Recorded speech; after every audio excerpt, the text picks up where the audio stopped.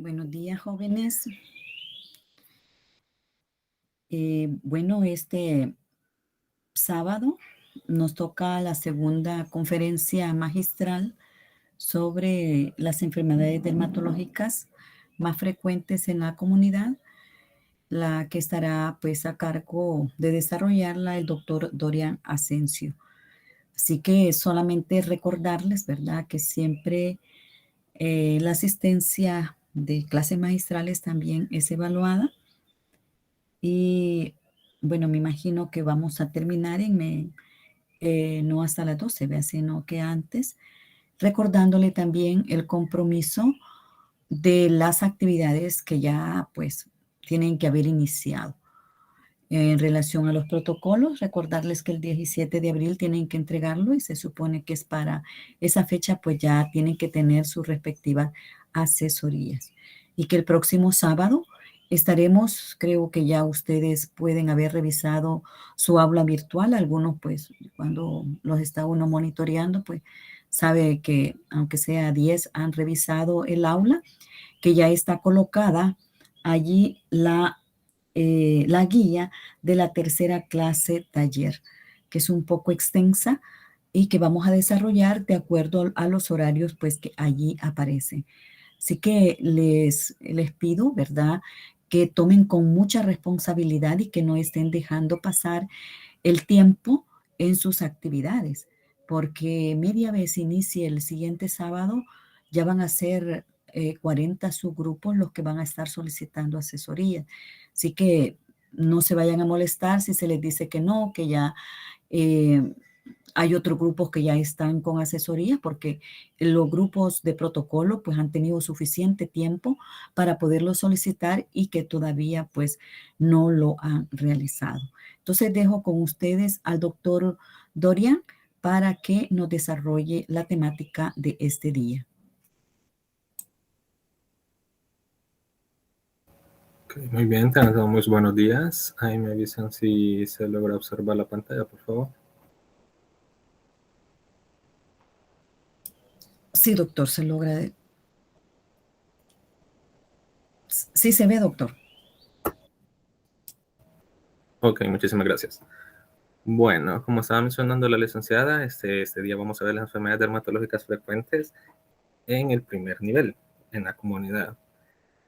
Nuestra formación se basa más que todo en el área, bueno, si están en el Rosales, si su tutoría la reciben en el Hospital Rosales, se basa en pacientes que ya van referidos del primer nivel o de un médico particular.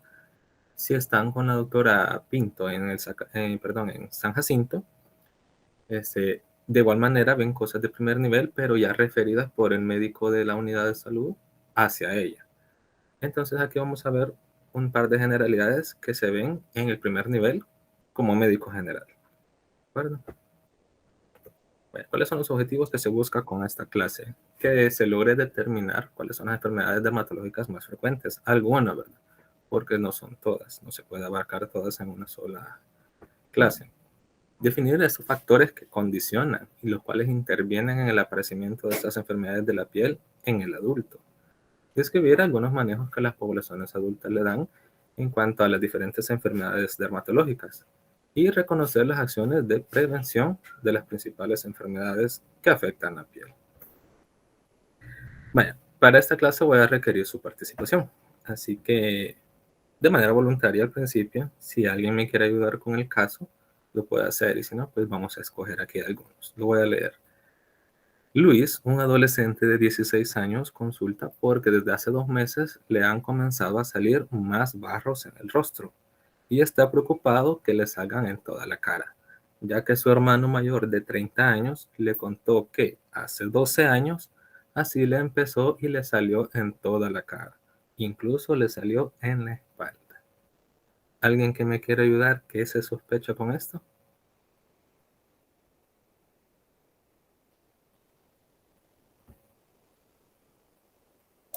Daniel Esteban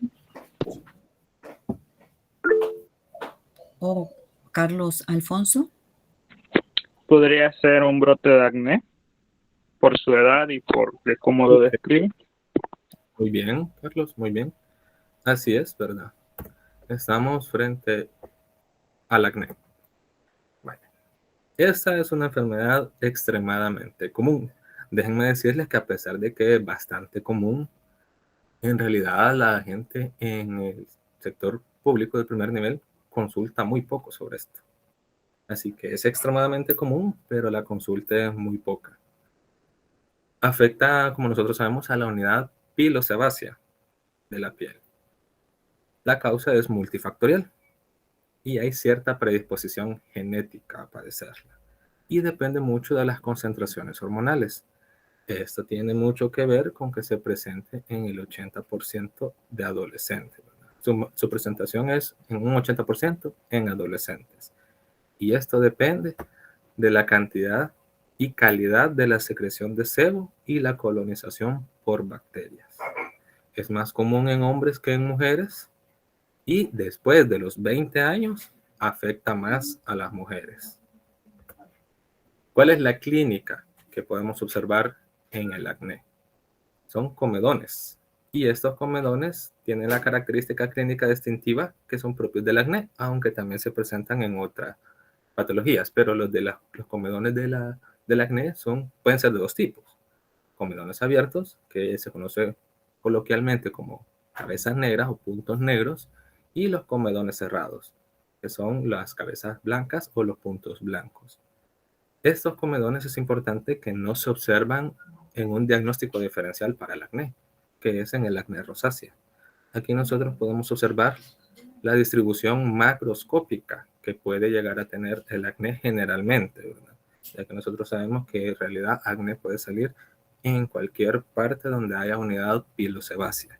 Pero esta es la distribución más frecuente, macroscópica más frecuente que nosotros encontramos. Las lesiones ocurren en la cara, las orejas, el pecho, la espalda y el cuello. También se pueden observar pápulas inflamatorias, ya cuando hay una colonización bacteriana. Pústulas, cuando ya la colonización bacteriana ha progresado. Nódulos y cicatrices. Generalmente los nódulos y las cicatrices se llegan a hacer cuando el paciente ha dejado progresar la enfermedad, su curso natural, y no ha consultado y no ha recibido tratamiento. Y las lesiones se pueden encontrar en diferentes etapas de formación y resolución. Esta enfermedad puede llegar a ser autolimitada, puede remitir sin tratamiento, pero puede llegar a dejar cicatriz. Esto es bastante importante. ¿Por qué? Porque si el paciente ya no llega con un cuadro bastante severo, bueno, ahí nosotros tenemos que definir a criterio médico si nos lo quedamos o lo referimos, ¿verdad? Entonces, esto es muy importante, sobre todo si llega con algunas etnoprácticas que vamos a ver ya de último. ¿Cuál es el tratamiento para el acné? El acné se puede tratar tanto con terapia tópica, sistémica y láser. El objetivo del acné, como nosotros vemos, tiene un componente tanto inflamatorio como fisiológico propio de la piel, que es la secreción de sebo, ¿verdad?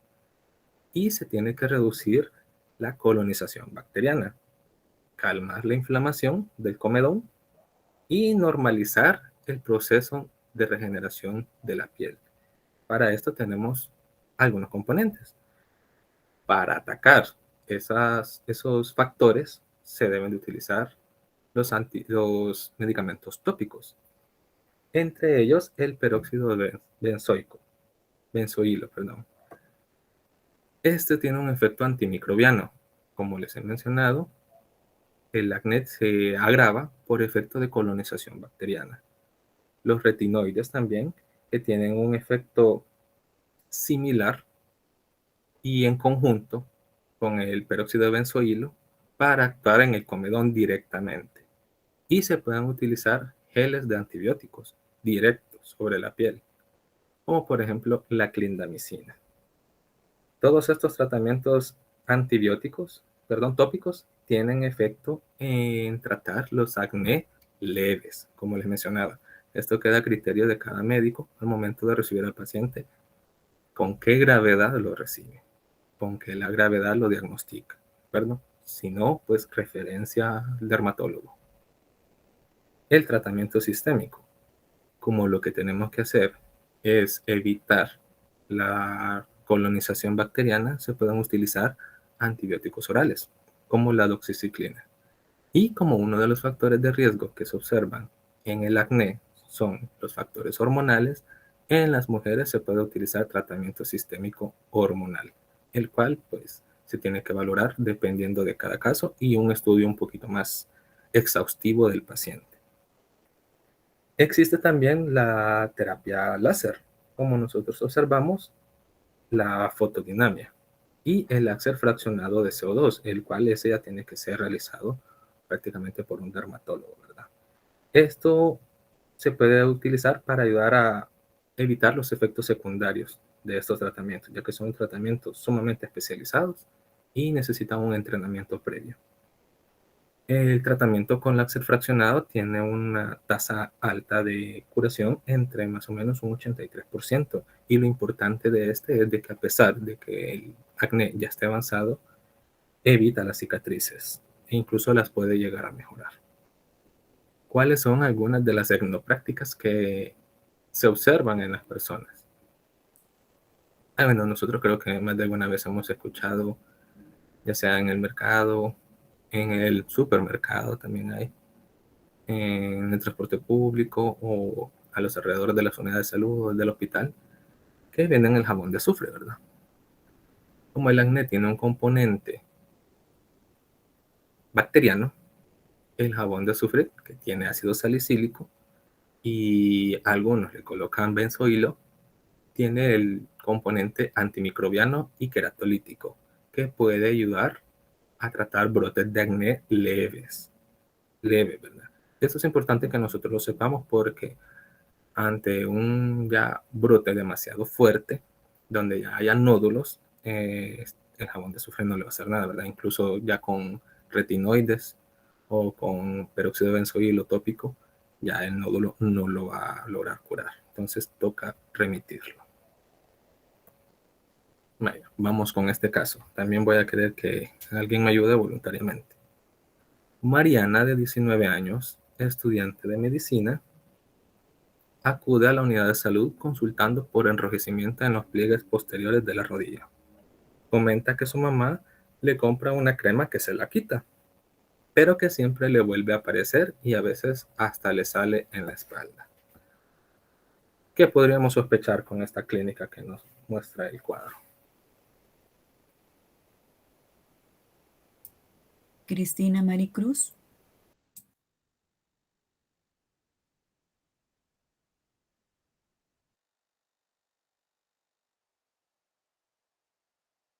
Una tiña.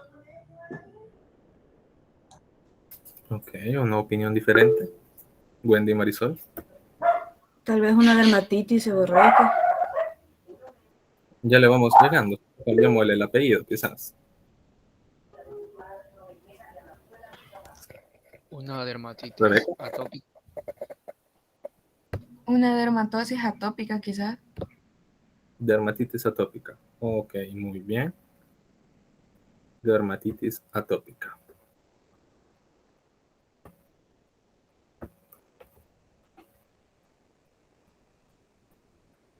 ¿Qué es la dermatitis atópica?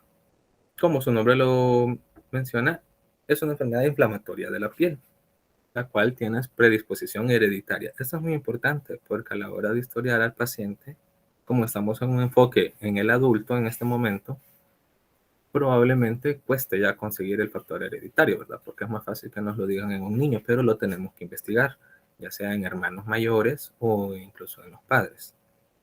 Se puede encontrar con pacientes que tengan tendencia al asma bronquial y alergia a cualquier tipo de alergia mediadas de tipo 1. Se manifiesta por una reacción exagerada del sistema inmunitario y los factores ambientales tienen muchísimo que ver, tanto en cuestiones de polen, polvo doméstico, alimentos e incluso las mascotas. Aquí podemos observar la macrodistribución en el adulto.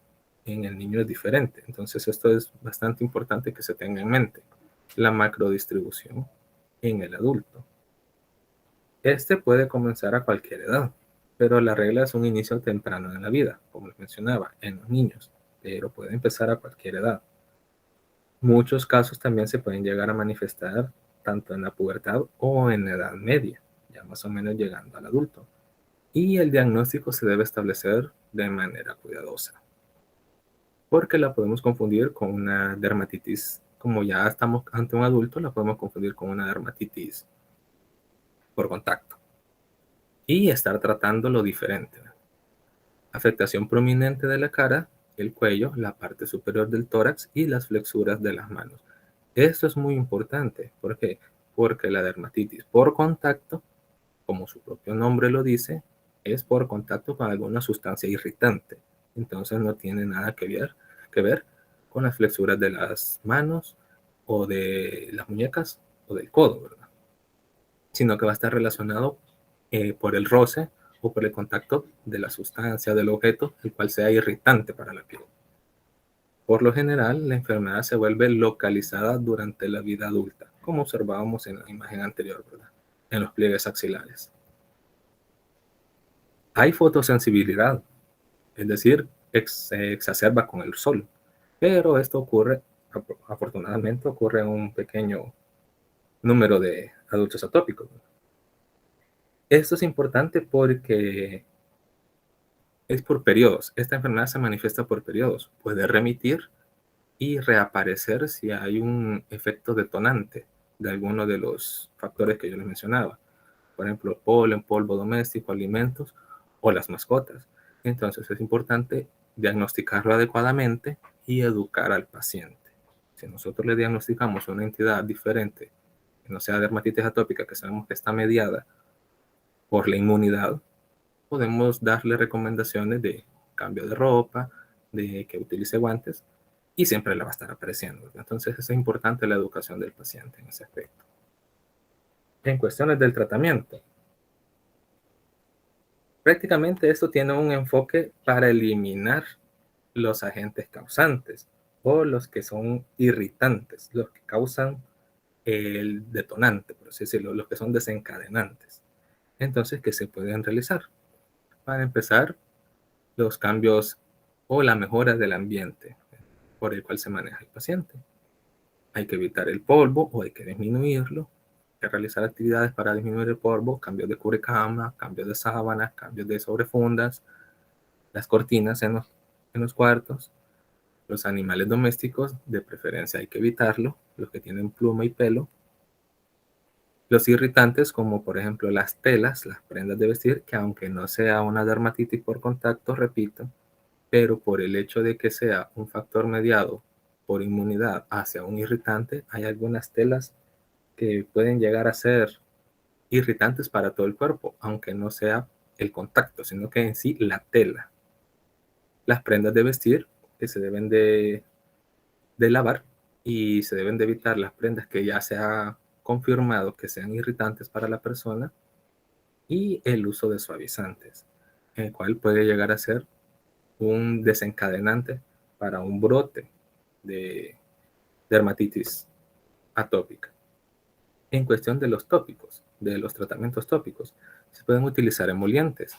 Este lo único que tiene, no tiene un efecto remitorio, no tiene un efecto curativo, sino que lo que busca es mantener el área húmeda, mantener el área hidratada para mayor comodidad. Como nosotros veíamos en la imagen primera de la dermatitis, está en el pliegue axilar, ¿verdad? La dermatitis pica, irrita. Entonces, para disminuir esa sensación de irritación, esa sensación de calor en el área axilar, se puede utilizar un emoliente. Pero ya para tratar la dermatitis se pueden utilizar esteroides y obviamente la limpieza del área, ¿verdad? ¿Por qué? Porque al hacer rascados, se hacen micro lesiones, los cuales pueden ayudar o pueden colaborar para una colonización bacteriana. Y ya no tendríamos solo una dermatitis atópica, sino que también una dermatitis atópica con sobreagregado a una infección bacteriana. El tratamiento sistémico son los antihistamínicos y los esteroides, cada uno por su línea. Los antihistamínicos por la línea de los mastocitos y los esteroides propiamente con la inmunidad. Eso es importante, ¿por qué? Porque nosotros podemos dar tratamiento en el primer nivel, podemos dar En el primer nivel se tienen estos. Los ambientales, el paciente los realiza en su casa. Los tópicos les podemos dar emolientes, una cremita humectante, lo pueden comprar. El esteroide lo podemos dar, esteroide tópico, hidrocortisona, se les puede proporcionar. O los antihistamínicos, ¿verdad? Que también hay en el primer nivel. Y los esteroides orales, que también se le puede dar, prednisona, prednisolona. Pero lo importante es que prácticamente nosotros vamos a estar dando tratamiento sintomático. Esto hay que recalcárselo al paciente. Cuando haya un brote, cuando haya una manifestación de la dermatitis, nosotros le vamos a dar el tratamiento sintomático. Si ya busca una cura, pues tiene que acudir al alergólogo, ¿cierto? Y esto hay que manifestárselo para que el paciente tenga las expectativas reales de qué es lo que nosotros vamos a poder hacer hasta el primer nivel. Vamos con el siguiente caso. Francisco, de 47 años, consulta muy preocupado porque tiene un parche sin pelo en la parte de atrás de la cabeza. Su preocupación viene ya que a su papá, hace 10 años, le comenzaron a salir esos parches y hoy está totalmente pelón. ¿Alguien me ayuda con qué se sospecharía con este paciente? Alopecia, doctor. ¿Qué tipo de alopecia? Areata. Ok, muy bien. Alopecia. De acuerdo. Bastante válida, ¿verdad? La preocupación del paciente. Ya vamos a ver por qué. La alopecia areata es una enfermedad autoinmune. Ya desde ahí nosotros ya sabemos más o menos la línea que lleva, ¿verdad? No tiene cura, solo tiene tratamiento. Y esto nuevamente hay que recalcárselo al paciente. ¿Por qué? Por las expectativas que él va a tener acerca del tratamiento que nosotros le vamos a ofrecer. Tenemos que decirle que esto se le puede seguir manifestando a pesar de que el cuero cabelludo le vuelva a nacer, se le repare, ¿verdad? Entonces, esto es importante que se lo digamos desde la primera, prácticamente desde el diagnóstico. Eso nosotros lo podemos diagnosticar en el primer nivel. Y el tratamiento, pues la verdad, lo podemos dar nosotros, si tenemos los elementos mínimos, ¿verdad? Ya casos extremos como ya vamos a ver, la alopecia universalis, pues tenemos que remitirlo. Desde un inicio repentino, es importante saber que no se tiene cicatrización de las partes afectadas. La causa es multifactorial, pueden haber componentes genéticos, como el caso de Francisco, que su padre también había manifestado la enfermedad hace 10 años, ¿verdad? Y había perdido completamente el cabello. Prácticamente no hay diferencia de género con la cual afecta. Solo que, como nosotros sabemos, las mujeres tienen más cabello, entonces pueden tardarse un poco más en darse cuenta ellas que tienen parches sin cabello. Puede ocurrir a cualquier edad y está asociada a enfermedades autoinmunes, como por ejemplo la diabetes mellito tipo 1, el vitiligo, la enfermedad de Addison y la enfermedad de Graves. También se asocia con una deficiencia de vitamina D, entonces en los pacientes renales es importante el historial y también si tengo alopecia, investigar enfermedad renal, ¿de acuerdo? Por la asociación de la deficiencia de vitamina D. Tiende a ser crónica y lo importante es que el folículo pueda recuperarse. Por eso les mencionaba yo, con el tratamiento el folículo puede volver a ser funcional y puede volver a salir cabello, pero como es una enfermedad autoinmune, tiende a la cronicidad y no es curable, sino que solamente tiene tratamiento, el cabello que se recuperó puede volver a perderse. ¿Cuál es la clínica? Vaya, generalmente esto se presenta de manera repentina y asintomática. La mayoría de veces tiende a afectar el cuero cabelludo, la barba e incluso en algunos casos las cejas. La caída del cabello se produce en zonas bien circunscritas, parches redondos y ovalados, como vimos en el paciente Francisco al principio y como vemos en esta imagen, prácticamente en el área temporo-occipital derecho. A veces los pacientes describen una vida estresante a eventos antes del inicio, ¿sí? Una característica común en la presencia de esto es pelos en signos de exclamación, que aparecen como puntos negros dentro del parche. Y esto es importante no confundirlos con comedones, ¿verdad? Hay que saber observar muy bien a los pacientes. Pueden existir hallazgos en las uñas, que son como pequeños hoyos o muescas color rojo. Esto es raro, pero hay que saber reconocerlo porque puede ayudarnos a sustentar más el diagnóstico. Y puede conducir a la pérdida total del cabello del cuero cabelludo, totalis, como en el caso del papá de Francisco, que le comentaba que hace 10 años había presentado y hoy ya está completamente calvo.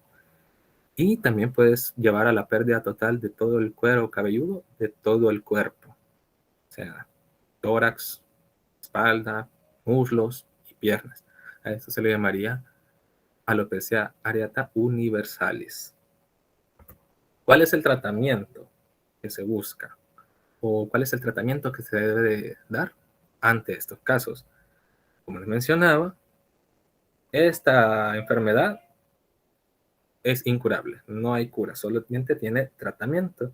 Y el tratamiento debe ser determinado dependiendo de algunas características particulares para cada paciente. Como por ejemplo, cuánto ha afectado el cuero cabelludo, la duración que este manifieste. En el caso de nuestro paciente del caso, tenía 2 meses, ¿verdad?, de que había presentado un parche y solo tiene 1. Entonces se podría considerar ahorita que es leve el tratamiento, ¿verdad? La duración de esta y la angustia, porque esto es muy importante. Hay una angustia de los pacientes, como nos manifestaba Francisco, de que se van a quedar calvos, de que el cabello ya no lo van a recuperar, de que se les está cayendo. Como ellos no entienden el proceso de la enfermedad, esa es nuestra obligación, explicarles, ¿verdad?, que se puede tratar, pero que tiende a la cronicidad. Y es más que todo el efecto psicológico. El efecto psicológico también hay que manejarlo. No lo coloqué aquí, pero es importante que nosotros sepamos que un hombre, una mujer, sobre todo si trabaja con atención al cliente, ¿verdad? Un hombre o una mujer que se le esté cayendo el cabello y ya se le noten parches, así como el caso de nuestro paciente, psicológicamente se va a sentir mal, se va a sentir angustiado, se va a sentir afligido. Entonces, aparte de la educación, nosotros tenemos que darle un tratamiento que le ayude, ¿verdad?, a comenzar a tratar su enfermedad. ¿Cuál es el tratamiento? Propionato de clobetasol y valerato de betametasona. Estos son esteroides. El tratamiento tópico es esteroides para disminuir el efecto inmunológico de la enfermedad y que el folículo se comience a recuperar. El minoxidil, ¿alguien ha escuchado del minoxidil por ahí? Sobre todo algunos chicos que quisieron hacer crecer la barba por ahí. ¿Quién ha escuchado o ha utilizado incluso el minoxidil? ¿Alguien? ¿Jesús? Sí, doctor. Tengo un amigo que fue a tratamiento por eso mismo y la dermatóloga, aparte de dejarle el tratamiento con el minoxidil, le dejó tratamiento con colágeno por vía oral. Así es. Grecia. Grecia. Por ahí vi que levantó la mano. Hola, buenas. No, bueno. Así es, ¿verdad? Hola, doctor. ¿Me escuchan? Sí. Sí, por ahí vimos que levantaban la mano, pero si no, no hay problema. Vaya. Sí, como decía Jesús, ¿verdad? Así es, el minoxidil puede, como vemos, entonces era un paciente joven, ¿verdad?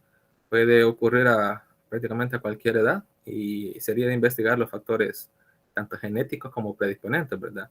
Aquí vimos que pueden tener un historial de un evento estresor reciente, puede ser un parcial, puede ser que entre al internado, puede ser que entre del área básica al externado, por entrar al hospital, ¿verdad?, al área clínica, todo. Pueden ser diferentes cuestiones. Esto para hablar de la vida académica, ¿no?, porque puede ser cualquier evento estresor. Los sistémicos, los inmunomoduladores, que esto ya tiene que ser con referencia a dermatólogo, ¿verdad? Ya si vamos a tratar a un paciente de manera sistémica, ya tenemos que darle referencia a dermatólogo, no lo podemos quedar nosotros. Y se pueden hacer intralesional, corticosteroides intralesional, los que yo les mencionaba aquí, el valerato y el propionato, tanto tópico como intralesional. Esto es algo que requiere un entrenamiento previo también, entonces si nosotros no lo tenemos, debemos referir. Ahora bien, casos leves de alopecia no significa que vamos a estar refiriendo todo, ¿verdad? Le tenemos que dar nosotros un manejo inicial y si ya se va de nuestras manos el tratamiento que le dimos, el propionato, el valerato, no funcionó, las medidas de de limpieza que debe tener el paciente no han funcionado, ahí sí nosotros podemos remitirlo, ¿verdad? Pero ya le damos una idea al dermatólogo de qué tratamiento nosotros le dimos y no funcionó, para que él ya pueda dar el tratamiento especializado, por ejemplo, con inmunomoduladores o un tratamiento ya diferente al que nosotros podemos dar en el primer nivel de atención. Vaya, aquí tenemos otro casito. Ana, de 27 años, una empleada de la guardería municipal, consultó por un callo que le había salido en el dedo, el cual ya se quitó varias veces con una lima, pero le vuelve a salir. Menciona que también tiene uno similar en la rodilla izquierda. Quiero que tomen en cuenta todos los datos que dan los pacientes, dónde trabaja, cómo le llama a la paciente a lo que le ha salido, ¿verdad? Que ya se lo quitó un montón de veces, pero ya no sabe por qué le vuelve a salir. Y que tiene otro igualito en la rodilla izquierda. ¿Alguien que me pueda ayudar con este caso? Diana. Pareciera una verruga vulgar. Exacto, muy bien, perfecto. Es una verruga vulgar. La verruga vulgar tiene esa característica, ¿verdad? Que aunque nosotros la quitemos, ya sea con una lima, con un corta uña, he visto yo que también lo quitan las personas, vuelve a salir. ¿Por qué? Porque no es el tratamiento, ¿verdad? No es quitar la lesión superficialmente, siempre va a volver a salir.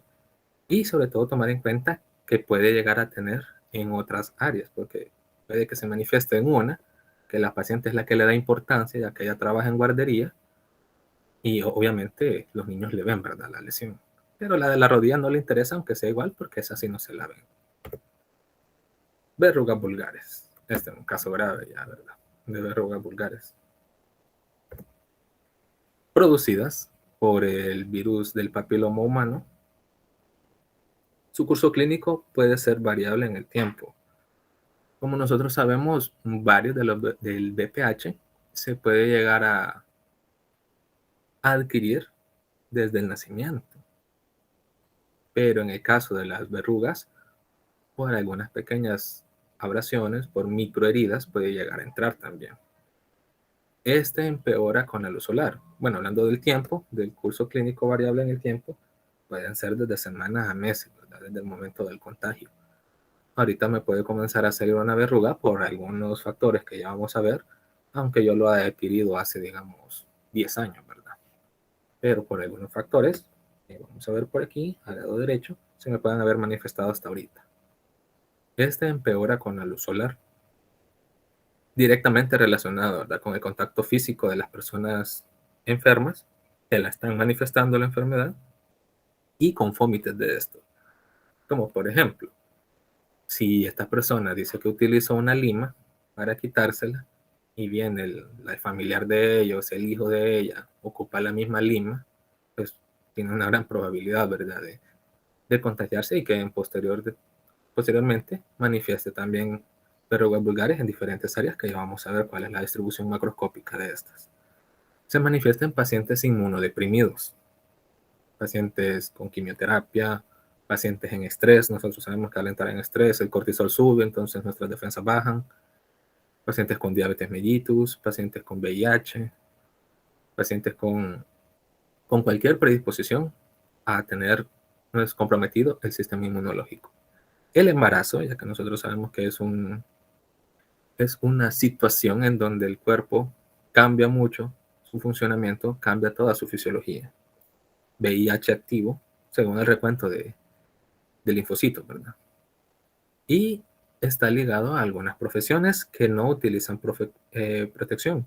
Si nosotros vemos, nuestra paciente del caso era encargada de una guardería.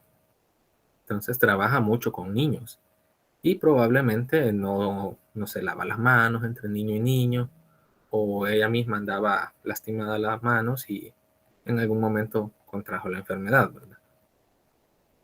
O la tenía entre otros y ella se contagió y sirvió como contagio incluso con otros. Entonces hay que ser muy cuidadoso porque está relacionada a la profesión. Se ha encontrado relación con esta. ¿Cuál es la clínica que se encuentra? Pápulas hiperqueratósicas, como veíamos en la imagen del tema, ¿verdad? Hiperqueratósicas exofíticas papilomatosas en forma de cúpula o placas con puntos negros punteados. Aquí podemos ver la macrodistribución. Aquí podemos ver la macrodistribución general de las verrugas planas o verrugas vulgares. Manos, dorsos de las manos, puntas de los dedos y rodillas. Pueden salir en otras áreas, pero como les digo, aquí les he colocado la macrodistribución más común, donde nosotros debemos ir a sospechar. Si encontramos una en el dorso de la mano, tenemos que ir a buscar también en las rodillas para sustentar mejor el diagnóstico. Nuestra paciente lo tenía en la mano, en el dedo prácticamente, en el área palmar del dedo, del pulgar. Suele ocurrir en las manos, dedos o periunguial y otros sitios propensos a traumatismos como rodillas o codos. Las verrugas plantares son pápulas endofíticas gruesas en palmas, plantas laterales de manos y pies. ¿Alguien me dice cómo le llaman a eso a los pacientes? Coloquialmente, ¿cómo le llaman a las verrugas plantares? Ojo de pescado. Exacto, muy bien, Natalia, muchas gracias. Le llaman ojos de pescado. Entonces es necesario que nosotros sepamos que se ven un poquito diferente a las verrugas vulgares de las manos. La segunda imagen que yo les coloqué es de un ojo de pescado, es de una verruga plantar, perdón. Ustedes ven, no se ve tan igualito, ¿verdad? A una verruga de la mano, pero es el mismo agente y es el mismo diagnóstico. Puede llegar a ser doloroso en la planta de los pies y eso es lo que lleva a los pacientes a consultar, ¿verdad? Algunos lo confunden con callo, como nuestro paciente del caso, ¿verdad? Pueden llegar a confundirlos con un callo. Las verrugas plantares pueden llegar a fusionarse en grandes placas, que estas se llaman verrugas en mosaico. Y las verrugas planas pueden presentarse en el dorso de la mano. Como les mencionaba ahí, ¿verdad? La macrodistribución, aquí la tenemos. Dorso de las manos y rodillas. ¿Cuál es el tratamiento para esto? Bueno, el tratamiento prácticamente se debe de enfocar si el paciente tiene la verruga es porque la infección con el virus está activa, ¿verdad? Y eso nosotros lo debemos de tener muy en cuenta. ¿Por qué? Un virus activo es capaz de ¿qué? De provocar la enfermedad y de contagiar a otra persona.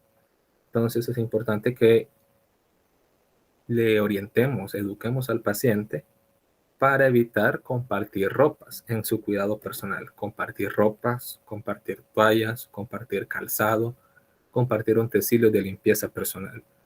Porque teniendo la enfermedad activa se convierte automáticamente en un agente transmisor de la enfermedad. ¿Cuáles son los otros tratamientos que pueden ayudarnos? La crioterapia y el curetaje. Esto prácticamente no lo hacemos en el primer nivel. Sí podemos hacer curetaje. Por ejemplo, en la unidad de salud donde yo estaba, que era una unidad intermedia, sí se hacía curetaje, porque teníamos el cauterio, ¿verdad? Con nitrógeno líquido, no, esa es crioterapia, sino que hacíamos el curetaje. Curetaje con fulguración sería aquí.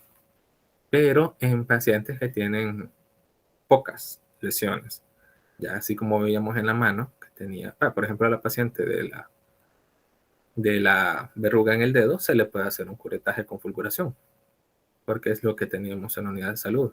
Pero ya con lesiones demasiado diseminadas o demasiado delicadas en el área donde puede llegar a dejar alguna cicatriz, por ejemplo en el dorso de la mano, si el paciente se muestra ansioso de que le vaya a quedar una cicatriz o nosotros no tenemos el entrenamiento adecuado, se puede referir, ¿verdad? Los tópicos. ¿Cuál es el objetivo aquí? Queratolíticos, cáusticos y citostáticos. Los queratolíticos, ¿por qué? Porque es una lesión, como nos mencionaba aquí, hiperqueratósicas. Entonces, queratolíticos, ácido salicílico y el ácido láctico. ¿Por qué? ¿Para qué buscamos los queratolíticos? Los queratolíticos tienden a ser medicamentos tópicos bastante seguros. Estos demuestran una efectividad moderada ante algunas de las lesiones, sobre todo porque se deben de utilizar en lesiones que son pequeñitas, como la que observábamos en el caso de la paciente. Y lo que hacen es prácticamente un debridamiento, un debaste de la lesión. No la van a quitar completamente, Es decir, si yo ocupo un queratolítico, me la va a devastar, pero no me la va a quitar. Esa lesión en un tiempo va a volver a crecer. Entonces, eso nosotros lo debemos de tener en cuenta para poder mencionárselo al paciente. Los cáusticos. Este hay que usarlo con mucho cuidado. Porque, como su mismo nombre lo menciona, son cáusticos, es decir, queman. ¿Cuál es su objetivo? Quemar la lesión, provocar una coagulación a nivel de la lesión. Es muy efectiva e incluso penetra un poquito más que los queratolíticos, pero es de más cuidado. Esta sí no se la podemos dar al paciente para que se la coloque él mismo porque va a tratar piel sana, va a llegar con la quemadura y después no vamos a tratar solo la verruga, sino que vamos a tener que tratar la quemadura también. Y se nos puede colonizar con bacterias y ya vamos a tener verruga vulgar, más quemadura, más infección bacteriana. Entonces, este tratamiento con cáusticos se puede dar en el primer nivel, pero tiene que ser colocado como mínimo por personal de enfermería, no porque de preferencia el médico. Tiene que colocarlo cada vez que el paciente llegue y dependiendo de la gravedad y del sitio, ¿verdad?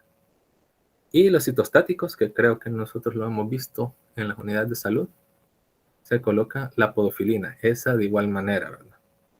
El citostático lo que busca es, como dice, citoestático, previene la multiplicación del virus, detiene la multiplicación del virus.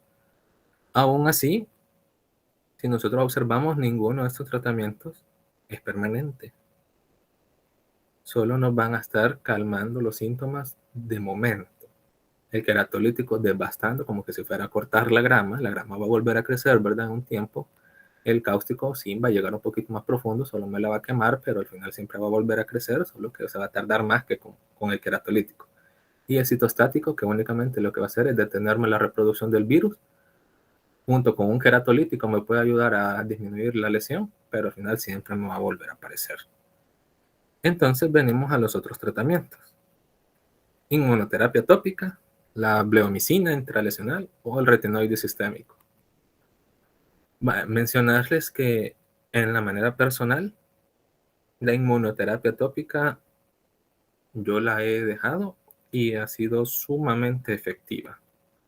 Las verrugas, los casos de verrugas, por ejemplo, el caso más grave que yo me he quedado como médico general, no dermatólogo, ha sido un caso como de 10 verrugas en el dorso de la mano derecha. Y se trató con inmunoterapia tópica. El conocido imiquimod, no sé si ya lo vieron en dermatología, los que ya cursaron la asignatura y la rotación con tutorías. El imiquimod fue sumamente efectivo, una remisión del 100% en todos los casos. ¿Cuál es el problema? El imiquimod viene en sachets que parecen muestras de crema, son bien pequeñitas, sumamente pequeñitas, y tiene la característica que no se puede exponer al sol el sachet. No se puede exponer al sol, no se puede ocupar más cuando ya ha sido abierto y es sumamente caro. El tratamiento para esas verrugas que yo les digo, 10 verrugas, les puede salir en más de $100. Entonces, como nosotros estamos tratando pacientes en unidad de salud, ¿verdad? Nos toca prácticamente con cuidado personal y tópicos. Ahora bien, si el paciente les manifiesta que sí pueden, ustedes pueden aventurarse a tratar con imiquimod al paciente y de preferencia lo tienen que colocar también ustedes, ¿de acuerdo? Es como colocar una crema sobre una lesión, pero también se tiene que colocar en piel sana. Este sí se puede colocar en piel sana. Lo que hace el imiquimod es un quimiotáctico. Se coloca la crema, llama a linfocitos para que haga una destrucción completa del virus. Es por esto que este sí causa una remisión total de la enfermedad, porque es el único que ataca directamente al virus para que ya no exista, no solo para que no se reproduzca como la podofilina, sino que para que ya no exista, para que lo lleguen a matar el sistema inmunológico. El siguiente caso, Mauricio, un joven de 20 años, acude al ECOS consultando por picazón en los pliegues interdigitales que le comenzó hace una semana. Manifiesta que unos policías lo detuvieron por el régimen y estuvo un mes en Martolinas. Salió hace 15 días. Agrega que desde ayer la picazón está también en los pies y en los genitales. ¿Alguien me ayuda con el diagnóstico presuntivo de este caso? Tiño. José Raúl. Tiño, pensaba tiño. Ok, ¿hay alguna otra opinión? Tomamos en cuenta los factores, ¿verdad? Pliegues interdigitales, pasó un mes en Bartolinas y también se le ha regado, por así decirlo, la picazón hacia los pies y los genitales. Harrison. Raúl. También puede ser hongo.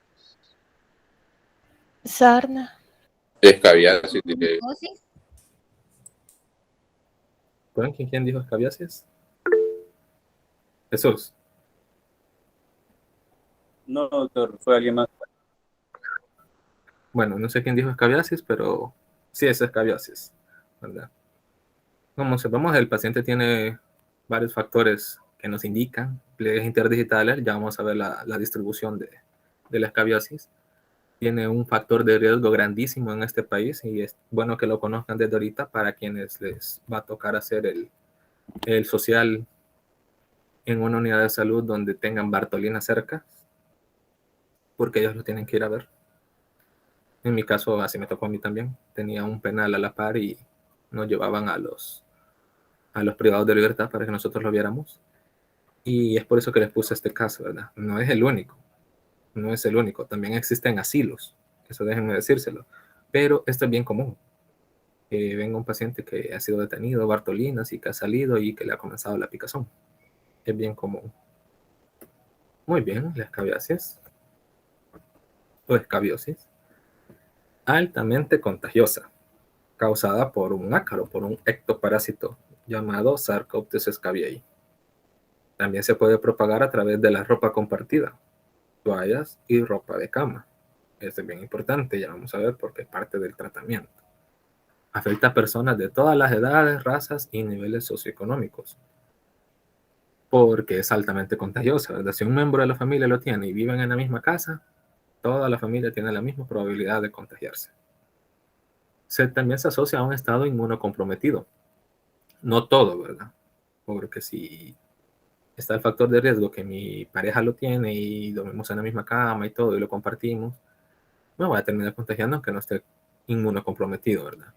Sino que se tiene que tomar en cuenta los otros factores como por ejemplo el hacinamiento, el estado de pobreza y el estado nutricional deficiente de la persona. Las alteraciones del estado neurológico prolongado también son un factor predisponente para adquirir esa enfermedad. ¿Por qué? Ya que la persona tiende a tener un aseo precario, dependiendo de la duración del estado neurológico y de la profundidad del estado neurológico, ¿verdad? Porque una nubilación no es lo mismo que un coma. La incidencia es estimada de más o menos 300 millones de casos por año. Es una enfermedad sumamente común y contagiosa. Aquí observamos la macrodistribución en los adultos. Se definen como líneas finas y serpiginosas, que pueden ser de hasta 1 centímetro de largo. Esto dice el libro, pero en la práctica les puedo decir que he visto pacientes que en todo el abdomen y el tórax parece un caminito completo. Incluso a veces atraviesa todo el abdomen y el tórax y bien cabal se ve como que fueran carreteras hechas por los Sarcoptes scabiei. Aquí nos dicen más de 1 centímetro, pero créanme que en la práctica las infestaciones graves por escabiosis, los tunelitos se ven perfectísimos. Jesús. Sí, disculpe, doctor. Sé que el parásito hace eso, que hace ciertos surcos en la piel, pero lo marcado de esos surcos no debería de verse al rascado también. Sí, así es. También se puede ver el rascado. Así es, pero la excoriación provocada por el rascado es diferente al surco, ¿verdad? Aquí podemos ver en la primera imagen, se logra ver los surquitos. Si ustedes ven, aquí se puede ver los surquitos. Pero el rascado se ve diferente, se ve como una escoriación. Lo que van a ver el otro año probablemente, que se conoce como estigma unguial o escoriación en arañazo, ¿verdad? que se ve muy diferente por lo ancho de la uña. Eso es un diagnóstico diferencial que nosotros debemos tener en cuenta, ¿verdad? Con una enfermedad que ya les voy a presentar de último. Muy bien, Jesús. Se presenta con madrigueras en el sitio de la infestación, y eso es importante porque si nosotros observábamos en el caso del inicio, en los pliegues interdigitales se observaban bastantes ronchitas. Ahí es una madriguera. Ese era el sitio de infestación. Pueden ir acompañados de un pequeño número de pápulas cuando ya está más diseminada la enfermedad o más grave. Se puede encontrar en los pliegues interdigitales, en las superficies flexoras de la muñeca, los aspectos extensores del codo, la axila, el área umbilical, la ingle y las areolas, como les mencionaba. Toda la macrodistribución, en realidad esto puede ser en todo el cuerpo, ¿verdad? Cuando ya se presentan casos graves, puede prácticamente ser en todo el cuerpo. En los niños también puede presentarse en las palmas de las manos y en las plantas de los pies. Aquí está lo que yo les decía, las escoriaciones de rascado y la erupción eritematosa escamosa y seca similar a un eczema en las áreas afectadas. Este es un diagnóstico diferencial, lo que les mencionaba. Escoriaciones de rascado. ¿Por qué? Porque nos dan coloración rojiza. Entonces, aquí no les traigo el eczema ahorita. Pero si está muy diseminada, por ejemplo, en todo el tórax y se pasa rascando la persona, cuando nos llega a consultar va a estar rojizo eso, ¿verdad? Va a estar bien rojizo e irritada la piel. Entonces nos podemos llegar a confundir con que es un eczema o incluso una dermatitis, ¿verdad? Como lo vimos, una coloración rojiza con irritación local, bien localizada. Entonces, eso debe ser tomado en cuenta como diagnóstico diferencial. ¿De acuerdo? ¿Cuál es el tratamiento? Vaya, el objetivo del tratamiento prácticamente es no tratar la picazón, ¿verdad? No tratar las pápulas ni la posible irritación que pueda haber local, sino que es la eliminación del Sarcoptes scabiei, que es el que causa la enfermedad, y prevenir que se vuelva a infestar la persona. Entonces, ¿qué tenemos que hacer? El tratamiento puede ser individual o combinado dependiendo del caso como nosotros lo notemos, ¿verdad? El cuidado personal, que debe ir el lavado de ropas, sábanas, calzados, se le puede decir que lo lave, que lo asolee para que el ácaro muera. Debe de evitar compartir ropa, si la persona es la infestada en ese momento, debe evitar compartir utensilios, debe evitar compartir sábana, cama, lo cual es bien difícil, créanme. En el primer nivel de atención, sobre todo si están en el interior del país, es sumamente difícil que la persona se pueda aislar mientras está en tratamiento. Entonces los cuadros tienden a presentar remisiones muy seguidas. Y están los tratamientos tópicos y sistémicos. En el tratamiento tópico se puede utilizar la permetrina al 5%, que tiene una tasa de remisión altísima, del 97 al 98. La permetrina lo que hace es un efecto neurotóxico prácticamente. Es decir, lo paraliza y ahí muere el parásito. La ivermectina, que es un fármaco bastante conocido en los últimos años. Si ustedes no lo sabían, pues este fármaco realmente se creó para tratar la escabiosis. Uno de sus usos es para tratar la escabiosis. Se puede utilizar en combinación con el tratamiento tópico de permetrina. Es más, así es como se recomienda, permetrina más ivermectina. Si tienen ambos, pues se recomienda darlos en combinación. A su primera dosis de la primera semana se tiene una tasa de curación del 70% y con una dosis a la segunda semana una tasa de curación de un 95%. Entonces en tratamiento combinado prácticamente van a tener un 100%.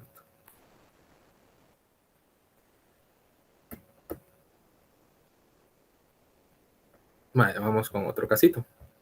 Don Juan, de 30 años, acude a consultorio quejándose de una costra gruesa en el codo izquierdo, que le apareció hace más o menos 3 meses. Es obeso grado 1 y quedó desempleado hace 4 meses. Manifiesta que tiene esa misma lesión en la rodilla derecha. ¿Alguien que me ayude con esa lesión? Víctor. Psoriasis, doctor. Así es. Muy bien. De entrada, ¿verdad? Psoriasis. Vaya. La psoriasis es una enfermedad crónica, recidivante e inmunomediada. Es decir, tiende a salir constantemente, al igual que la alopecia. Siempre tiende a la cronicidad, aunque se quiten los brotes, pero va a volver a salir la lesión en algún momento. Y inmunomediada, lo cual quiere decir que probablemente no tenga cura. Hombres y mujeres por igual, se puede llegar a presentar desde los 15 a los 30 años, aunque en realidad se puede manifestar a cualquier edad posteriores a estos rangos que yo le veo. En el niño es poco probable. Hay un componente genético, hereditario, así que si mi papá o mi mamá tuvieron, probablemente yo heredé el gen, ¿verdad? Y eso hay que investigarlo. Están relacionados a traumas e infecciones, como por ejemplo la faringitis estreptocócica, como factor de riesgo, ¿verdad? Con trauma me refiero a un trauma local, ya sea en los codos, en las rodillas, en los sitios donde suceden. También está asociada a la obesidad y el embarazo, como nosotros vemos en el caso de nuestro paciente obeso grado 1, que se quedó desempleado hace 4 meses. A los medicamentos, el litio, los agonistas beta-adrenérgicos y los AINES, el litio, que se ocupa en el trastorno bipolar, por ejemplo, los AINES, que se pueden ocupar para múltiples enfermedades o síntomas, el estrés emocional, si recordamos, nuestro paciente ha estado desempleado desde los 4 meses, y también con el abuso de las bebidas alcohólicas. ¿Cuál es la clínica de la psoriasis? Hay diferentes variantes fenotípicas de la psoriasis. Esto no voy a ahondar mucho porque, 1, no es el área de dermatología, y 2, si lo vamos a ver desde el primer nivel, lo que nos importa es diagnosticarla, ¿verdad? Saber qué es para poder darle el tratamiento adecuado, ya sea con nosotros en el primer nivel o la referencia al dermatólogo. En estas existen la psoriasis gutata, la eritrodérmica y la pustulosa. De estas, la más común es la psoriasis en placa, también llamada la psoriasis vulgar, que son las fotos que yo les he mostrado, y representa más del 80-90% de los casos. Estas se manifiestan como placas eritematosas de bordes bien definidos que aparecen en las superficies extensoras de los brazos, piernas, espalda baja, cuero cabelludo y cuello. Como nosotros vemos, aquí está descrita la macrodistribución. A mí me gusta mucho usar imágenes en cuestiones de la macrodistribución porque uno se acuerda mejor. Al menos a mí me funciona. Las placas pueden presentar una escala de color entre rosa, rojo, brillante y oscuro. Y generalmente son simétricas, variando desde el tamaño de una moneda hasta placas grandes, como nosotros vimos en la del paciente y en la que aparecía en la imagen anterior. Esta prácticamente cubre toda la rodilla, ¿verdad? Y en la anterior casi que cubre todo el codo. Entonces son un poco grandes. La hipopigmentación puede ocurrir con la resolución de la enfermedad. Entonces es importante decirle al paciente que puede quedar un poquito blanquito, ¿verdad? Un poquito descolorado a la hora de que remita la lesión, la placa. ¿Cuál es el tratamiento? Entre las opciones que se tienen para la psoriasis existen el tratamiento tópico, el sistémico y la fototerapia. A la hora de elegir el tratamiento se deben de tener en cuenta un par de cosas. Por ejemplo, el tipo de psoriasis que nosotros encontramos, la gravedad, la superficie de afectación de la zona. Por ejemplo, no es lo mismo el codo o la rodilla que el cuello, ¿verdad?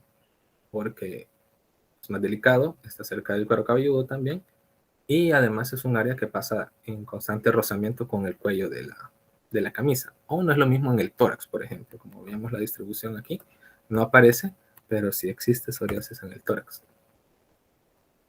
¿Cuáles son los tratamientos? Tópico, corticosteroides, propionato de clobetasol y dipropionato de betametasona. Estos son tratamientos bastante comunes descritos para la psoriasis y que se consideran prácticamente de primera línea, ¿verdad? Si nosotros lo tenemos en el primer nivel, los podemos dar. Los análogos de la vitamina D y el retinoide tópico como tasaroteno, al punto 01. Recordemos que son unas lesiones, son pápulas eritematosas, que el retinoide nos puede ayudar en el manejo de la psoriasis leve. ¿Okay? Tratamiento tópico es para tratamiento de psoriasis leve. Estos son los que nosotros nos vamos a quedar, los leves, en el primer nivel. Para tratamiento sistémico, podemos ir pensando ya en la remisión al dermatólogo, ya que va a utilizar soralenos e inmunomoduladores. Y la fototerapia, se pueden utilizar radiación ultravioleta, ya sea del ultravioleta A o ultravioleta B. La que no soporta el cuerpo es la ultravioleta C. Vamos con otro caso. Doña Sandra, de 45 años, llega a la unidad de salud y consulta por decoloración facial. Aquí podemos verlo. Que ha sido muy persistente durante los últimos 2 meses. Ella manifiesta que es vendedora de vajillas casa por casa. Pongámonos a pensar qué es lo que involucra todo eso. La observación inicial muestra un eritema malar en forma de mariposa. Aquí lo podemos ver. ¿De qué estamos hablando, jóvenes? Lupus eritematoso. Ok, Laura. Sí, también pensaba en lupus. ¿Otra opinión que tengamos por ahí? Jennifer. Pitiriasis algo. No, Carlos. Dermatitis seborreica. No. Observemos bien, no nos dejemos guiar. El lupus es un diagnóstico diferencial prácticamente de esta enfermedad. Rebeca, Daniela. Piel rosácea. Sí, rosácea. Muy bien, rosácea. Precisamente el lupus eritematoso es un diagnóstico diferencial de esta por la distribución malar que tiene la enfermedad. Pero la presentación es diferente. Ya vamos a ver por qué. El rosácea o el acné rosácea. ¿En dónde lo vamos a encontrar? Este es un trastorno que se presenta prácticamente entre la tercera, cuarta y quinta década de la vida. Es más frecuente en mujeres, pero se puede presentar en hombres, como por ejemplo aquí observamos que nosotros vemos tiene prácticamente el mismo distribución de eritema en forma de mariposa. Es raro en pieles oscuras, esto es importante. Si nosotros vemos los 2 pacientes de nuestro caso, doña Sandra, piel blanca, y el chico de la foto también piel blanca, asociada a exposición prolongada al sol. Por eso yo les decía, vendedora de vajillas casa por casa. Doña Sandra se expone muchísimo al sol a diario, ingesta frecuente de líquidos calientes. ¿Y esto por qué? Porque está relacionado a la variación entre la dilatación y la vasoconstricción de los vasos del rostro. Entonces, al tomar mucho líquido caliente, los vasos se dilatan, ¿verdad? Entonces, esa dilatación y constricción es lo que puede llegar a predisponer a los pacientes que ya tengan factores de riesgos asociados con esto. Consumo de alimentos muy picantes, lo mismo, ¿verdad? Por la vasodilatación, cuando nosotros nos ponemos rojitos es por vasodilatación o constricción, vasodilatación, ¿verdad? El consumo regular de bebidas alcohólicas, nosotros vemos ya segunda enfermedad asociada al consumo de bebidas alcohólicas, la psoriasis y el acné rosácea. Y el uso de medicamentos vasodilatadores, por lo mismo que les acabo de decir. Limitada prácticamente al rostro. La macrodistribución, por eso les mencionaba. Miren cómo está la macrodistribución del rosácea respecto al eritema que presenta. Eritema y telangiectasia que poco a poco se vuelven más conspicuos y más persistentes. Pápulas de color rojo rosado oscuro que ocurren dentro de las áreas de piel eritematosa. Ahí ya tenemos una diferencia marcada con el lupus. ¿Por qué? Lupus eritematoso, ¿verdad? Eritematoso. Aquí hay pápulas de color rojo rosado que ocurren dentro de las áreas de la piel eritematosa. Entonces nos puede llegar tanto solo como un eritema o nos pueden llegar ya con pápulas dentro del eritema, con una distribución en mariposa, eritema malar en forma de mariposa. El 20% de los casos mostrarán pústulas que reemplazan algunas de las pápulas y esto ya se conoce como una variante del rosácea que se llama papulopustular. Un pequeño número de casos progresa a grandes lesiones nodulares con engrosamiento permanente de la piel, poros gruesos, hiperplasia de las glándulas sebáceas y edema persistente. Esto es más común en hombres y tiene una razón. No es casualidad que la foto de la paciente Sandra sea mujer, ¿verdad? Uno, por su trabajo, vendedora de vajillas, es decir, ella trabaja con su rostro, es vendedora. Y lo otro es que ¿por qué en los hombres se presentan las variantes más graves? Porque no consultan. Tienden a consultar más tardíamente. Le dan poca importancia y dejan que la enfermedad recorra su evolución natural. Entonces ya llegan con las hiperplasias de las glándulas sebáceas, el cual puede llegar a ser el rosácea deformante, que nos menciona la literatura. Entonces, cuidado ahí con los hombres, ¿verdad? Hay que ir a consultar tempranamente. En casos muy raros, otras localizaciones como el cuero cabelludo sin pelo, el tórax, la parte superior de la parte media de la espalda y las muñecas pueden verse afectadas por las lesiones típicas que se mencionaban. El eritema, la telangiectasia y las pápulas de color rojo. Pero generalmente, en la gran generalidad de casos, está limitado al rostro, como nosotros podemos observarlo aquí.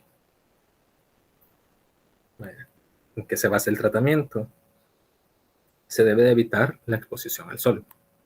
Nosotros mencionábamos las exposiciones prolongadas al sol, las bebidas calientes y los alimentos calientes, o lo mismo de que causan la vasodilatación de las arterias y las venas del rostro, ¿verdad?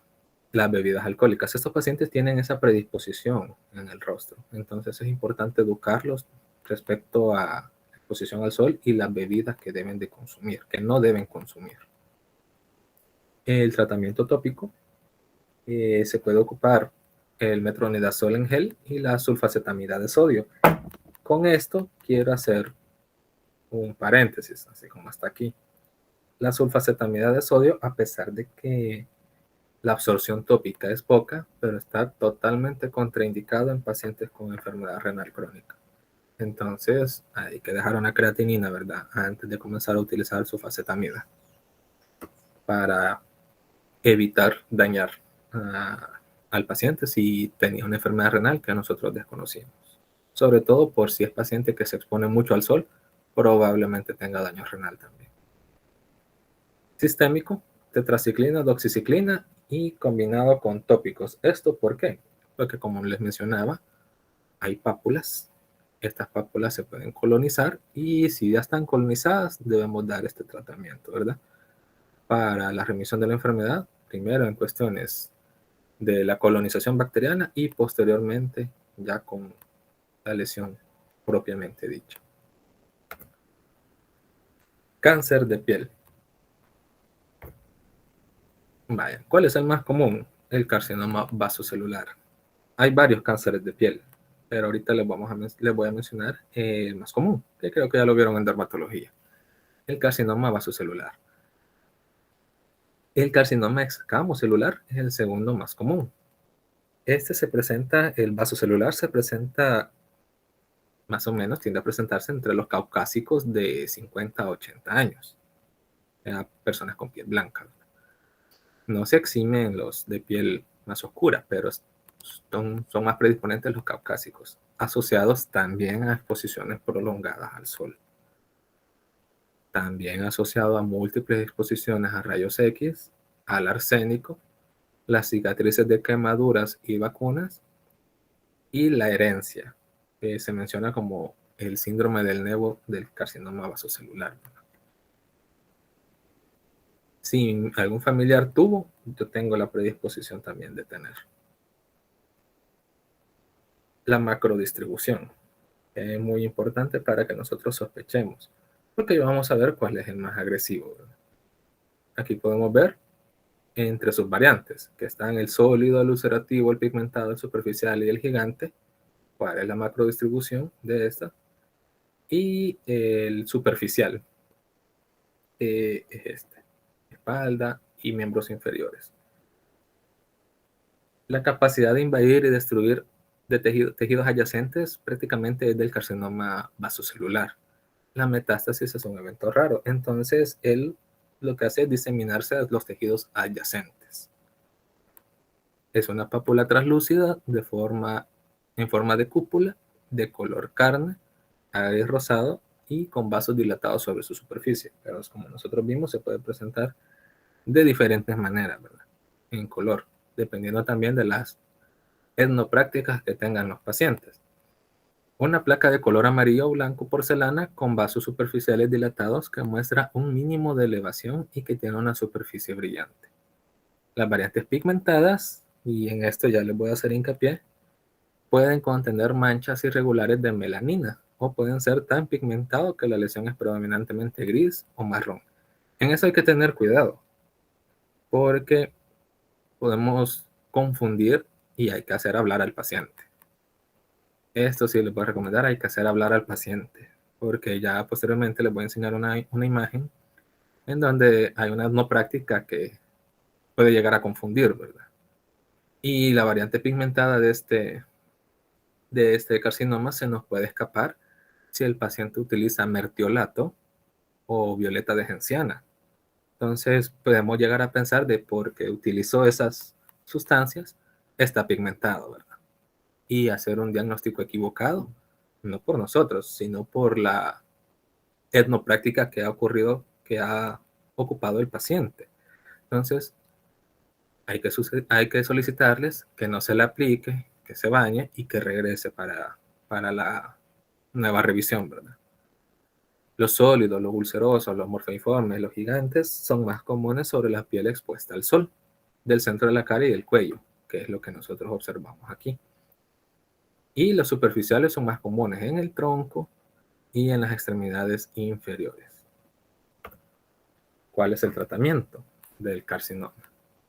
Vale. Aquí les voy a hacer énfasis. Este no es manejo de primer nivel, es manejo mandatorio por dermatólogo. Así que media vez nosotros lo sospechemos, ni siquiera tener un diagnóstico certero, sino que solo lo sospechamos, tiene que ser inmediatamente referencia al dermatólogo. Los tratamientos que se pueden utilizar son quirúrgicos, como por ejemplo la excisión, el curetaje o la criocirugía. Y de igual manera se puede utilizar la radiación. Pero como les menciono, nuestro deber es prácticamente de diagnóstico y referirlo al dermatólogo. Un diagnóstico temprano y por lo cual debemos hacer una historia adecuada y un examen físico adecuado. Para dermatología, yo les sugiero que anden una lupa. Anden una lupa y su atlas, ¿verdad? Un buen atlas donde haya solo imágenes prácticamente. Si la clínica la manejan, solo necesitan el atlas a color, de ser posible, y su lupa para que puedan describir bien las lesiones y la puedan identificar, porque hay algunas muy específicas, digamos, que a nomás verla ya se sabe. Por ejemplo, la psoriasis. La psoriasis, yo siento que es una lesión que a veces hasta entre los mismos pobladores se la diagnostican, ¿verdad? Porque la han visto tantas veces que entre ellos mismos dicen, esto es tal enfermedad, pero hay otras que simulan, como lo que estábamos viendo del rosáceo, ¿verdad? Puede llegar a simular un lupus o lo de la dermatitis. Las dermatitis entre ellas pueden llegar a parecerse, seborreica, atópica, actínica, por contacto. Entonces, aunque todas tienen un tratamiento diferente. Entonces es necesario hacer una buena historia clínica y un buen examen físico. Vaya, jóvenes, esta es la bibliografía que se ha ocupado para su clase. Ahora les quiero presentar esto. Y quiero que alguien me diga qué observa. Esto se dio cuando yo estaba realizando mi servicio social. Me llegó este paciente y cuando yo le dije, me dijo, mire doctor, fíjese que me han salido unas cosas en la espalda. Vaya, ¿y desde cuándo? Me dijo la historia y todo. Cuando yo le dije, quítese la camisa, me enseñó eso y mi sorpresa fue esta. Este caso real, yo lo vi en mi servicio social, en el primer nivel, como les menciono. Y en primera instancia yo me quedé y yo dije, ¿y esto qué es? ¿Qué les parece a ustedes?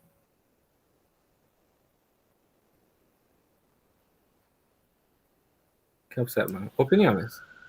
Harrison. Parecen verrugas, pero que han sido tratadas. No sé con qué, si cal o algo así, o una endopráctica.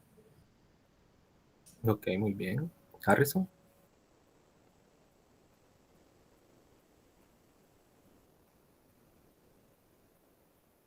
¿Alguien más que tenga una opinión? Emilio Portillo. Yo pienso que son verrugas también que podría ser que tengan un proceso cicatrizante. Wendy Marisol. No sé si, así como dijo Harrison, que podría ser una etnopráctica, que por ejemplo calamina que se ha puesto, quizás se le picó o algo. Vaya, mencionarles que al paciente me costó sacarle la verdad, y eso es algo que ustedes tienen que tener en cuenta, porque ellos piensan que uno los va a regañar. Y es cierto, los va a regañar, pero hay que tener el modo en que uno lo hace, porque al final se terminan dañando ellos solos. Pero lo importante es que se ganen la confianza de su paciente, porque si no puede llegar a afectar el diagnóstico que uno le hace. Porque en un principio es bien difícil. Mire, me salió esto hace como 2 semanas, ¿verdad? Y ahí están y no sé qué son. Y efectivamente, ¿verdad? El paciente, ante la lesión que había observado y que no se le quitaba, vio bien cabal hacer su masita de cal y colocársela en la espalda. Ahora bien, aquí ya está limpio, ya está un poco limpio. Yo agarré un trapito, lo mojé con suero y lo comencé a limpiar. El problema fue que a él le dolía mucho. Le dolía mucho y algunas ya eran pústulas, no eran pápulas, ya eran pústulas. O sea, había una sobreinfección ahí, obviamente por la etnopráctica, ¿verdad? Entonces, por eso lo dejé de limpiar. Aquí ya se logra ver un poquito mejor la lesión. Y si nosotros observamos el lado izquierdo, perdón, el lado izquierdo. ¿Qué observamos aquí? Lado izquierdo, ¿verdad? También. Aquí ya también se le había limpiado. Igualmente se había echado cal. O sea, ya con esto ya tenemos un diagnóstico, aunque también se convirtieron en pápulas pustulosas. Vamos a ver. Rebeca. No podría ser, por ejemplo, herpes zóster. Sí, así es. Ya con las lesiones un poco más limpias, todo teniendo en cuenta la clínica, como les digo, la clínica, que es un paciente, por cierto, padecía diabetes, un paciente diabético, el cual ya son pápulas, muchas son pápulas pustulosas, bueno, la del herpes son pápulas, ¿verdad? Pero aquí son pústulas en algunas. Por ejemplo, estas son pústulas por la misma no práctica que él había realizado. Pero, si ustedes ven, tanto anterior como posterior respeta el mismo lado, o sea, es ipsilateral. Y si nosotros ponemos atención, no sobrepasa la línea media. Y al momento de limpiarlo, él se quejó de mucho dolor. Entonces, claramente las características del herpes zóster: dolor quemante, dolor urente, lesiones ipsilaterales, tanto anterior como posterior, que respetan la línea media, ¿verdad? Solamente que aquí ya estaba con la etnopráctica. Entonces, ¿por qué les menciono esto? Porque van a encontrar etnoprácticas, créanme que son increíbles. Por ejemplo, se imaginan la cal, ¿verdad? La cal quema. Entonces ya no sé qué le dolía más al paciente, si la quemadura de la cal o el dolor que provoca la lesión del herpes zóster, ¿verdad? Entonces se le debe de tratar tanto la infección por antibiótico sistémico, la infección sobreagregada, se le debe de dar, en este caso yo decidí darle aciclovir, porque por lo mismo que estaba con pústulas, siempre le dejé el tratamiento tópico, pero hasta que se le cayera toda la cal, porque créanme que estaba bien pegada, estaba sumamente pegada.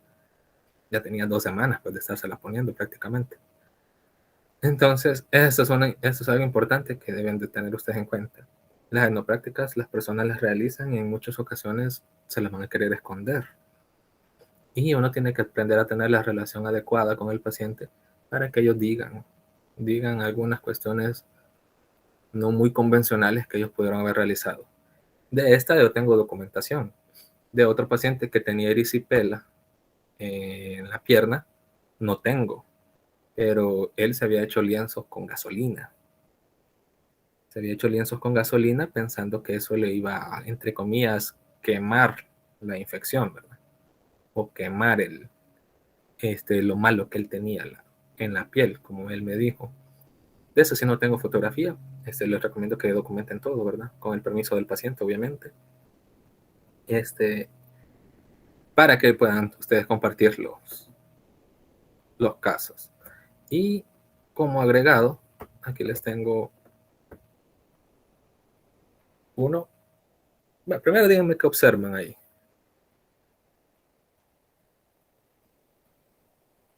¿Son jabones? Sí, casi. Pero, ¿a qué estaría asociado? A un tatuaje que parece que tiene forma. Marvin. Bueno.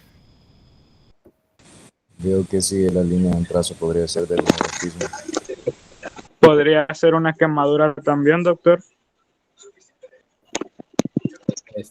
Ahorita, gracias, Carlos. Me voy a quedar con Marvin Steven. ¿De qué tipo de dermografismo, Marvin? Según el color que nosotros vemos.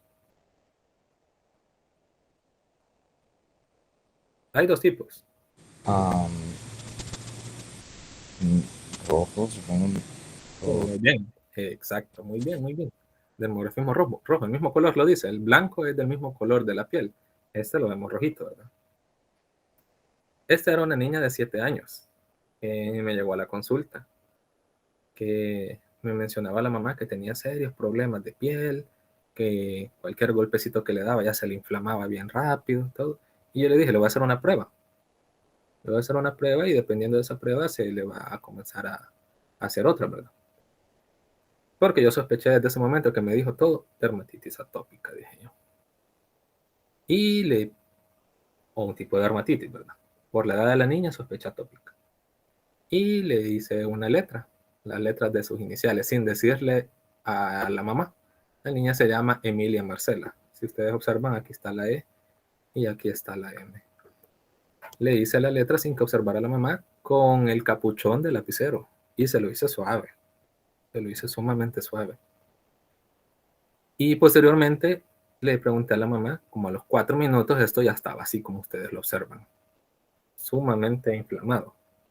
Con el dermografismo rojo, evidente. Entonces la mamá perfectamente pudo leer, ¿verdad?, las letras.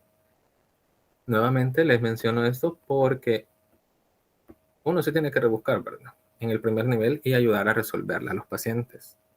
Créanme que los diagnósticos de algunas enfermedades no requieren así los grandes aparatos o los grandes exámenes. A veces un poquito de intuición y obviamente conocimientos clínicos, ¿verdad? Por ejemplo, lo del paciente de la cal en el torso, hay que limpiarlo, ¿verdad? Hay que limpiarlo, enguantarse, mojar una torunda o una gasa con agua y lo que se pueda, ¿verdad? Como ustedes vieron, las de la zona pectoral izquierda sí la logramos limpiar y logramos establecer el diagnóstico, ¿verdad? Entonces, el llamado es a que uno sea acucioso con su trabajo, trate de resolver de resolverle al paciente, de ayudarlo hasta donde uno pueda, ¿verdad? Hasta donde uno pueda. Como les digo, hay enfermedades que no son para manejo de primer nivel. Se tiene que referir al dermatólogo y también debemos ser conscientes hasta dónde llegan nuestras capacidades. ¿De acuerdo? ¿Alguna pregunta?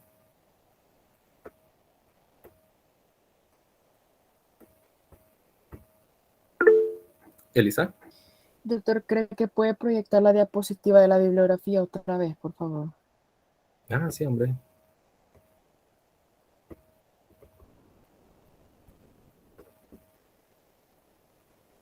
Si gustan, se las puedo pasar. Sí, que no hay problema. Bueno, si no hay ninguna pregunta, no hay ningún comentario, alguna experiencia de los chicos que ya pasaron por dermatología. Recordarles que la dermatología de hospital es diferente a la de primer nivel, ¿verdad? Como les digo, no voy a referir un herpes zóster a tercer nivel, ¿verdad? O no voy a referir un impétigo, por ejemplo, un impétigo costroso, circunscrito a la nariz, a tercer nivel, ¿verdad? Tampoco. Entonces, es importante que nosotros sepamos diferenciar lo que nos toca en primer nivel. Michael, Alexis. Sí, yo tenía una consulta de la primera diapositiva cuando nos mostró el acné comedónico. En el tratamiento usted hacía referencia a utilizar pues, antibióticos. En todos los casos hay que utilizar antibióticos aunque no sea necesario. No. Ahí nosotros prácticamente en todas las enfermedades nosotros vamos a tomar en cuenta las características de la presentación en cómo nos llega el paciente. Tenemos que tomar en cuenta si está colonizado, ¿verdad? Porque no en todo vamos a utilizar, por ejemplo, en la de la imagen, en la imagen que les presentaba, vamos a, aquí, ustedes dejarían antibiótico para este. No, ¿verdad? Yo no dejaría. Personalmente, yo no dejaría. Para este caso, yo no dejaría antibiótico.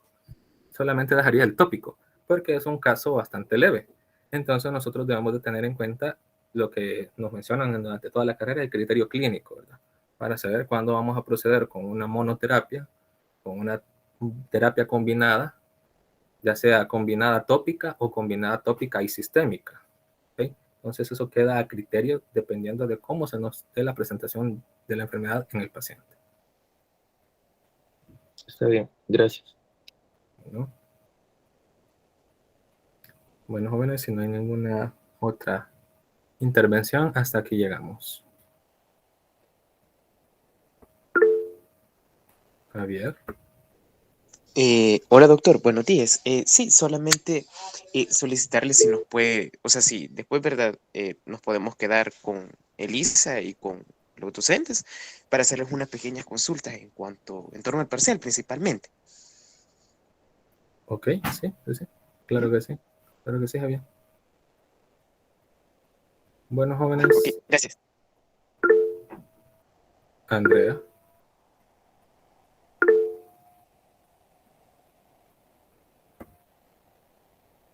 Bueno, entonces terminamos la clase. Pasen buen día. Gracias, doctor. Gracias, doctor. Gracias, buen día. Gracias, doctor.